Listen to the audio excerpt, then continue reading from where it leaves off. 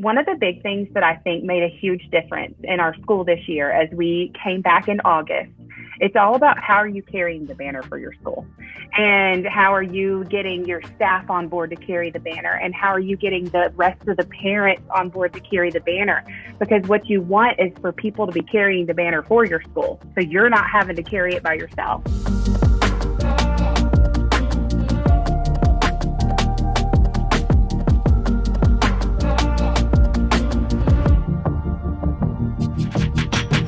Hey everybody, welcome back, and thanks for tuning in to Leading Through Unprecedented Times. I'm Tom Murray, your host. So excited to have Emily Paschall with me here today. Emily is an assistant principal in Alabama, and I am uber excited for this episode, and you will see why. Emily, thanks for coming on to the podcast. How you doing? I'm doing great. Thanks for having me on. I'm pumped to be here. So appreciate the opportunity. Yeah, and here we are. It's to the week. It is a year since the pandemic began, and shutting down schools and all these things. Talk to us, if you would. Give us some insight into your world, into your school's world over the past year throughout the pandemic. Oh man. Well, it was, just like everybody can relate, it was the hardest year I think that any educator has ever had. And, we just came up on the 1-year anniversary, and the whole week last week, Friday was the 1-year anniversary. And we were just haunted on Friday as it was coming up on us. We thought, man, what a terrible feeling, just not wanting to go back to that. And it was, I just will never forget the night that we shut down. The teachers were messaging me that night. What are we going to do? What are we going to do? And I didn't know. None of us had answers. And, we just banded together and we made a plan. But at the time, we felt so lost. And one of the greatest things that I learned as a result of our staff and just seeing the grit that they have and the investment that they put into our kids is what it taught me is that circumstances, they don't make or break a school's culture. Circumstances reveal it. And so that's a big conversation that we've been having in our school this year is what did this pandemic reveal about our school? And so it's been a very, very powerful thing. And I'm sure many other schools can relate to that. Absolutely. Now, you're somebody that's known well on social media and throughout on your work around culture. Talk to us in the past year as you reflect on the pandemic. What are ways as an assistant principal, or what are ways as your principal team that you've really tried to maintain that positive school culture at a time where anxiety and fear were at all-time highs? What does that look like for you in the past year? Yeah, the positivity is really hard when people are instilled with fear. And that was something we started with our school. We started back face-to-face in August with, kids could choose virtual or face-to-face, but we were not hybrid. And so that first week was just like, we were just thinking, how are we going to do this? How are we going to do this? And I thought, as the administrator, if I'm going to get my faculty together, I've got to model how we can do it, from the top to let them see, okay, this can be done in a classroom. We can make this work and just bringing some positivity in. And so I remember back in August on our very first day back, we did not talk about COVID and we talked about it on day 2. But on day 1, we didn't talk about COVID because we had not been together in 6 months. And so we had a day where we modeled what social distancing would look like, of course, and we had masks on and we respected all of that. But we didn't sit down and talk about what our school year was going to look like. We sat down and we rebonded, and we built relationships, and we kicked off our book study for the year, and we just remembered our why, because we had to remember our why and have that at the very root of everything we were doing if we were going to be able to move forward and do what was best for our kids. Yeah. So let me ask you about teacher support, if I could, over the past year. So, as you focused on culture, obviously we've asked teachers to do so many different things this year, and at a time when that anxiety and fear was so high. How have you supported teachers as an admin team throughout the year? Yeah. Well, one of the things that we have done, there's a whole long list, but one of the things when the school year started back was, our teachers were wearing masks while they were teaching, and just these expectations of the teachers. And in order to feel their pain, I needed to go teach a lesson while wearing a mask. And so I did, I just needed to know what that felt like. And, wow, it's very different from me walking the hallways or visiting classrooms and sitting and watching the magic in action. It's very different being in the teacher's shoes and just knowing what that's like and how exhausting that is, so just finding ways to kind of feel their experiences was the big thing. And back in April and March, when the teachers were just devastated that they weren't going to see their kids again, and we were like, what are we going to do about these kids? I mean, we all know there's so many kids across the country that didn't need to be, the best thing for them was not to be at home in some ways just because their needs weren't being met. And so, we started doing home visits, I started talking about, I'd be happy to go with you to visit this kid. And we didn't go in the house. We stayed in the yard and we still respected social distancing, but just supporting the teachers in that way and finding a way to think outside the box to still stay connected was a big deal. And so it almost started this trickle effect where when some teachers started going on home visits, other teachers started going on home visits. And it was not the norm in our school at all before March. But then as a few teachers started doing it, more people wanted to do it. And by the end of the year, our teachers had gone on more than 1,000 home visits. And every single Friday, I got to tag along with a different teacher and, just go be a part of it. And it's just about being in the trenches. If we're going to be asking teachers to do things differently, we need to be doing it differently with them, and not only getting in the trenches one time, but staying in the trenches with them. Yeah, and your humanistic view, the way that you prioritize your people is just certainly shining through in all ways right now. And it's just something I really respect about your work. So let me ask you, when districts around the country right now, they're under attack in so many different ways. It seems no matter what happens on social media, because anxiety and fear, like, do they open, do they not, do they go virtual? Culture has really been under attack because everything is amplified. An administrator might send out an email that 2 years ago would have been totally fine, nobody thought of, but because everything is so amplified right now, people might take it the wrong way, whatever the case might be. And your work has really been focused on culture. So talk to us about, and a shout out, by the way, to your awesome book on multiplying excellence. Love the book. Was honored to endorse that as well. Taking a look. When Talk to us about how school and district leaders continue to build culture as we vision forward, post-pandemic, whenever that may be, that light starting to be at the end of the tunnel there. Talk to us about what can we do to ensure a solid culture, because at Future Ready Schools, we talk about it being foundational to any transformation, foundational to the work that we do. Yeah.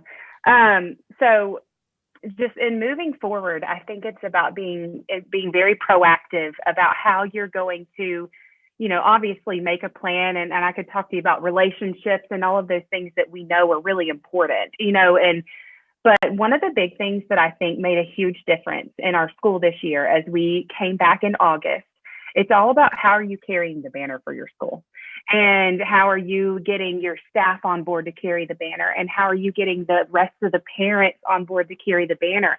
Because what you want is for people to be carrying the banner for your school, so you're not having to carry it by yourself. And so I think that it's about gaining momentum, and how are you going to get with your staff to gain momentum and make your school a place that people want to be a part of? Because if you're not carrying, and social media is a great way to do that, if you're not carrying the banner for your school in positive ways, you're not reminding people of what they're missing out on if they haven't been in your building in a year. And so the number one thing that we've got to be asking ourselves is, what are we going to do to get every single one of these kids back in the building? That needs to be number one, because while there's some kids that do learn better from home, I completely understand that. Most kids need to be in a school environment. And so our question has to be, what are we going to do to get these kids back? We've got to make these kids be wanting to bust through our doors. And we do that by championing for kids. And we do that by expecting excellence, but don't overlook how you're carrying the banner for your school, and how are you putting your school in a positive light constantly to make it a place that people want to be a part of. Yeah, I love the work that you're on culture, and you bring up such great points there as well. One of the things I saw you share out one time was really differentiating between morale and culture. And I think quite often they get looped in together. And you often point out that no, they're actually separate. So talk to us about some of the differences and how you see that. Yeah, well, so and that's one of my things, we just talk about, oh, the culture is so strong. The culture is so strong. And I'm like, hold on a second. Let's not just use that word too loosely, because just because people are happy in the building, culture doesn't mean happy. Culture doesn't mean happy. And culture and a morale are not the same thing. Morale means that everything's going okay and everybody's happy. But culture means it involves the grit. Culture is rooted in grit and relationships. And when the grit is there, that means you are doing whatever it takes to make every kid, lead every kid to success. That's what culture is. And you've got to have the grit. So just because maybe a school has food trucks every Friday, or, we do all of these great things, that's a great thing to build morale, great way to build morale. But culture is all about grit. And if we're lacking the grit, we're not going to lead every kid to success.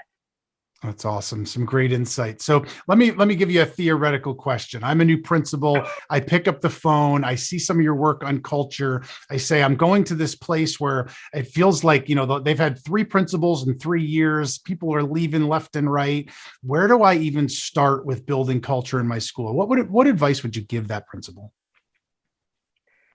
Well, I think that what the first thing is, if you're going in a school where there's been a big change in leadership, there's going to be people that are not going to believe in what you're doing. They've lost faith, and they're in consistent leadership. That's usually typical. And so I think the first thing that you've got to do, one of my favorite quotes is by John Maxwell, is momentum is the greatest of all change agents.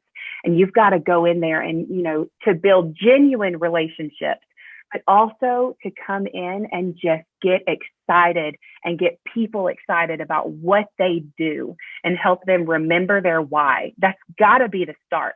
It can't be about the management. And while that is very important, you can't start there. We've got to remember why we do what we do, so that we're doing it for the right reasons, and so that we're excited to do it. And when you get people truly excited about what they're doing, they're going to start jumping on board, and it might be slow at first, but it's going to cause a domino effect. And so I think that gaining momentum is a huge, huge thing, and just building those genuine relationships. And the last thing that I would say is, don't ask anybody to do anything that you're not willing to do yourself. And if you are expecting excellence in the classroom, then lead an excellent faculty meeting that is engaging and interactive and modeling what you want classroom instruction to look like. Model it from the very top. And then when you do, the respect level is going to be much higher, and people will rise to your expectations. Absolutely love that. Such deep insights there, and some great practical strategies for our listeners there as well. Now, Emily, a while back at one of our Future Ready events, we asked you to be a speaker around culture, and you told this one particular story, and it actually ties in with something that you were mentioning earlier in the podcast around home visits and how it was really life-changing for you earlier on in your career. You mind sharing that story with our listeners? Sure. Yeah. So this is back when I was a 3rd grade teacher, and I worked at a really high poverty school. I think over 90% of our students were on free and reduced lunch. And so just really high poverty school. And it was October, and all of a sudden the counselor calls and she's like, "Miss Paschall, you're getting a new student." And I'm like, okay, so I come just bebopping down the hall, getting ready to go meet my new student. And it's one of those moments where it just kind of stops you in your tracks, and you immediately know, looking at the kid, it's going to be a 911 emergency. And his name was Isaiah, and Isaiah was in the 3rd grade, over 200 pounds. And he was the kid that the other schools were laughing, when we requested those transcripts. He was the kid that the teacher was relieved to get rid of. And I go and I introduce myself to him, and I introduce myself to his mom. And so his mom was like 6'4", and I'm barely 5'4". And so I look up and I'm like, "Hi, I'm Miss Paschall." And she just kind of smirks and scoffs, and she shoves his backpack into me, just like shoves it kind of into my arms. And she says, "Good luck. His diapers and extra change of clothes are in the backpack." And I was like, and I was stunned. I did not know what to say. And so Isaiah, I look at Isaiah, and he's not even fazed by it. I mean, this is just his normal of his mom shaming him. And I immediately learned that. And so all I know about Isaiah at that point is that he's over 200 pounds. He's unclean. He has an odor to him, and that his mom shames him constantly. And he walks into my classroom that day, and he has no desire to connect with me. He has no desire to learn. And I always had a really strong classroom culture, and he rocked it on day one. And it totally shook things up. And so for months, I just was struggling, doing everything I could to connect with this kid. And I know that you've all had an Isaiah in your class, whoever's listening. And I'm doing everything. I'm going to recess and I'm playing basketball with him on the basketball court, even though I am not athletic, and then I'm sitting with him at lunch. I'm doing everything I can to pour into him within the four walls of our school. And I'm just hitting brick wall after brick wall. And so then Christmas hits, and all the kids had gone home that day. It was a half day, and we're hitting into the holidays. And I look at Isaiah didn't come to school that day. He was chronically absent. And so it was not uncommon for him to miss a day of school. And I just remember looking at his desk and seeing his little present on his desk that I had gotten for him. And I just thought, what is he about to experience for the next 3 weeks? What is his life going to be like? And I had no idea. It was just a question mark for me. And it gave me a very unsettling feeling, especially because we had had so many meetings with mom trying to get her on board with helping us make a plan for him. And all she could do was shame him and talk about how much better it would be if he would live with his dad. And so I just knew that Isaiah had no champion in his life. And so I remember just looking at his present, and then I went and grabbed my purse and I just go out my classroom, and my naive self just starts bebopping down the hallway. And my principal stops me and she's like, "Where are you going?" And I said, I have done everything that I can to connect with this kid, and I have exhausted all of my options, and I am not going to reach this kid in the four walls of his school. And I'm just going to go try to connect with him at his own house. And so it was one of those fork in the road moments in my career, because my principal could have told me no. And really, I did not need to be going by myself. And I look back now and see that. But instead, she told me some powerful words, and she said, "I'm going to go with you." And that was one of the biggest learning moments as a teacher, and made a huge impact on me now as an administrator. And if you're listening, I hope that those words sink in with you. Do we use those words for our teachers when they know they need to make a huge step with a student? And so we go and we show up. And I've, at this point in my career, been on hundreds and hundreds of home visits. And Isaiah is still in the top three of one of the worst living in situations. Just super, super run down. And now looking back, I realized that it really wasn't livable, where he was. And so we knock on the door, and his mom comes to the door and she says, "What are you doing here?" She was just real hostile and gruff. And I said, "Hey," immediately my voice goes up like an octave because I'm nervous. "Hey, here's the Isaiah," and I tell her about it. And tell her I wanted to give him his Christmas present. Didn't want to wait 3 weeks to give it to him. And so she lets us in, but she wasn't happy about it. And so Isaiah comes in. He's like, "Miss Paschall, what are you doing here?" And I said, "Hey, buddy."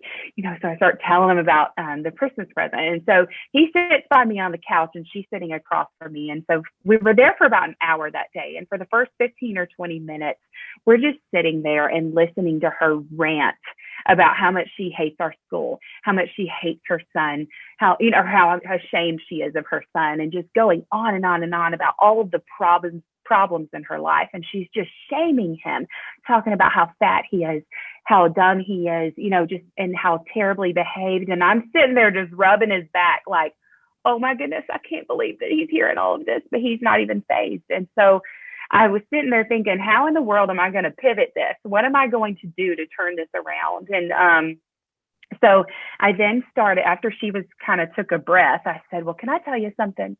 And I start telling her, yes, he was overweight, and I know that, but he had a beautiful smile. And so I tell her about his smile, and I tell her how his smile could light up any room, because she didn't see a positive thing about his physical appearance. And I tell her, even though he was on a kindergarten level in reading, he was a little bit higher in math. He was on a first grade level in math. So I told her, he has a strength in math. Did you know that about your son? And I start telling her those things. And so for the first time, she's hearing positive things about her kid. And so immediately her body language starts to change. And because she starts to realize, this lady's not out to get me. Like, she's not working against me. she kind of cares about my kid here. And, and she starts to just come off of these emotions. And and then starts opening up about her own life and how broken she was and how she just was so angry with herself because she grew up in a childhood that was not ideal and a childhood that was unstable. And she was so angry with herself because she had repeated history. And I'll never forget her saying, Miss Paschall, I'm just so mad at myself that I didn't break the cycle for my own kids. And so in that moment, that was when I realized she wasn't against me. She wasn't angry with me, and she didn't hate me. She didn't hate her kids. She was so angry with herself. And so that for the rest of that home visit, things drastically changed. And by the end, we all knew that we were working together to help her kid. And so every single day, I always told Isaiah I loved him, and he never said it back because he didn't love me, And then at the end of that home visit that day, I was giving her, she and I ended up hugging, which is I still will never forget just the change after that home visit. She hugs me and she tells me, thank you for loving her son. And then Isaiah gives me a hug and he said, thanks for my Christmas present, Miss Paschall. I love you. And I can't say it without getting choked up, but he just, for the very first time in Isaiah's life, he had a champion. And for the very first time, his mom had a champion. And what I learned that day was that in order to be an effective, truly effective educator, we have got to have a balance of compassion and grit. Because I could have just sat in those data meetings and talked about how bad Isaiah's home life was and said, bless his heart. Because we love that phrase in the South. We love to say that. And that's like our write-off from doing anything about it. I could have said, bless his heart. But what it taught me was that you've got to find the grit within you to figure out what it takes to do what's best for kids. Because in Isaiah's situation, I wasn't going to reach him in the four walls of my school. And it took reaching his mom to reach him. And so it was one of the greatest learning experiences for me. And so now I try to model what my administrator modeled to me. I try to model to others. And when we're hitting brick walls with kids, that's my go-to. Hey, let's go home. Let's go to their house. Let's go visit the parent at the house. And it's amazing the difference that it makes in their comfort level when you go in their own environment rather than bringing them in an environment where they are not comfortable and they feel like you're working against them. So. Wow. The first time I heard you tell that story, it stopped my heart, and you've done it again. When I reflect on the things that you said from your principal that didn't just say yes or no or good luck, said like, I will go with you. And what an amazing lesson in leadership to then bring you to a spot of here, you're able to detail something that happened a few decades ago, and you bring it back to like it was yesterday. And every educator listening to the podcast has had moments like that you can relive literally decades later. Yeah. But the power of relationships, the power of not giving up, like how quickly do we often didn't work a second time? Well, I've been doing this for a month, and there for you, it was month after month after month. And it was one event, that power of moments as well. In that, in Personal and Authentic, I talk about the hidden stories within, because I believe that we all have them on our heart. And for people like Isaiah, you can tell that something's going on there, but not everybody else you can. And in those moments to see and to love him for who he was and to see the goodness, what an incredible story of culture. But also, as we talk about leading through uncertainty and leading through this pandemic, it's about the people first. And I can totally see why that was life-changing for you.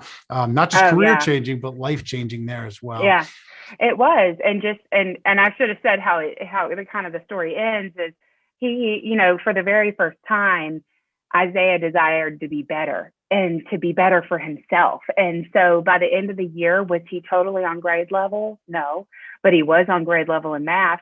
And then at the end of the year, at the end of third grade, he was at the end of a second grade level. So he just made so much progress. And by the end of the year, he was not in diapers, and so for the first time, he desired to be better. And that's what it's about. It's about helping people want to better themselves, because when you desire to be better within, it's going to be intrinsic and it's not going to be out of compliance. Absolutely. You said earlier about him having a champion and even mom having a champion and just how life-changing Yeah. that really, really could be. So let me ask you this as we wrap up. Final question.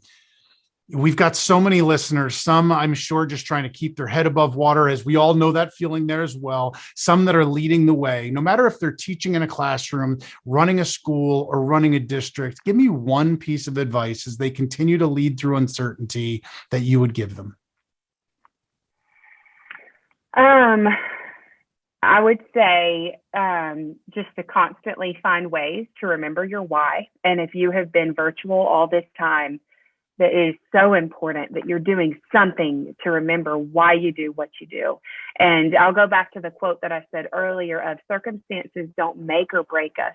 And it could, you as a teacher or a school's culture, or you as an administrator, circumstances do not make or break a school's culture.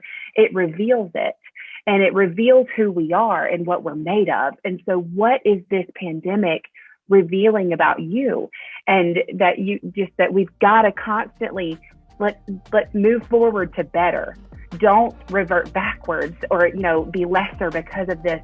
How are you going to come out of this better than you were? And just to constantly challenge yourself in that way. That's Emily Paschall, everybody. Emily, thanks so much for investing the time. Yeah, thank you.